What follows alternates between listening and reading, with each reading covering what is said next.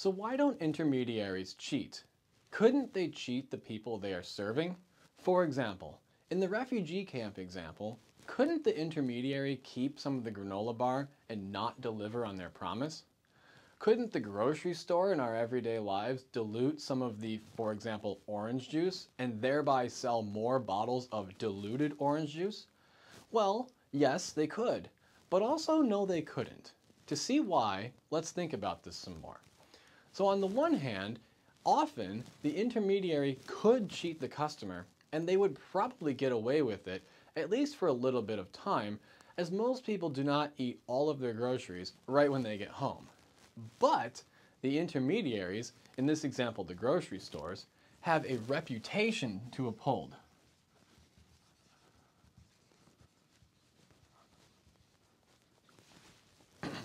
If they cheat their customers, word will quickly get out. As word spreads, fewer people would trust the intermediary and would subsequently shop elsewhere. In other words, while there may be a one-time gain from cheating, this will almost certainly come at the cost of long-term losses in the form of no profits. So we could think about this, any business, as a stream of revenues. We could have year 1, year 2, year 3, year 4, and so on and so forth. If you were to cheat, it's true that you would have very large profits. Let's call them 10 profits. And if you don't cheat, you might only have, let's say, I don't know, how about 4? Okay? But if you cheat in year 1, in year 2, nobody's going to want to shop with you. In year 3, nobody's going to want to shop with you. And in year 4, nobody's going to want to shop with you. But if you're honest every year, you can get a continual payment of 4 every single year in perpetuity. In almost every case, a long stream of smaller profits is worth much more than one big payoff from cheating. But what about intermediaries who are facing retirement? Couldn't they make, one last run and promise to deliver goods only to keep them entirely for themselves?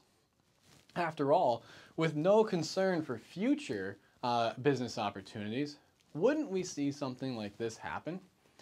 Well, as it turns out, we typically don't. Most of the time, a person's reputation can be extended to someone else. For example, someone who has a proven reputation can, and often does, vouch for a new protege, perhaps. The retiring person can sell their business, and thereby their reputation, to a younger person in exchange for a share of future profits. Alternatively, there is a great deal of personal shame that would come from the cheating. As we all know, we do feel guilty when we cheat or otherwise fail to deliver on a promise. This is considered more fully in a different chapter, but it's important to note that ethics do play an important role in any society. Avoiding doing unethical behavior is something that the overwhelming majority of us do the overwhelming majority of the time. It is only a very small group of people, and only in a very small number of settings, that we actually see unethical behavior. The truth is that we all depend in general on other people to play an important role in our own welfare, so long as we make attractive offers to them in exchange for helping us. We also depend on specific other people. When we shop for goods, we are depending on the rest of the world to supply those goods. But once we decide to buy from a specific seller, we become dependent on that specific seller. In many situations, we come to depend on specific people for an extended period of time. When getting married, for example, you depend on your spouse for the rest of your life.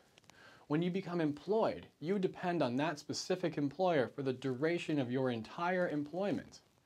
Much of what we're going to talk about in this class is about how we can assure the reliability of dependence on specific other persons. But we should always keep in mind that there are other examples where we are dependent on other people that are not specific.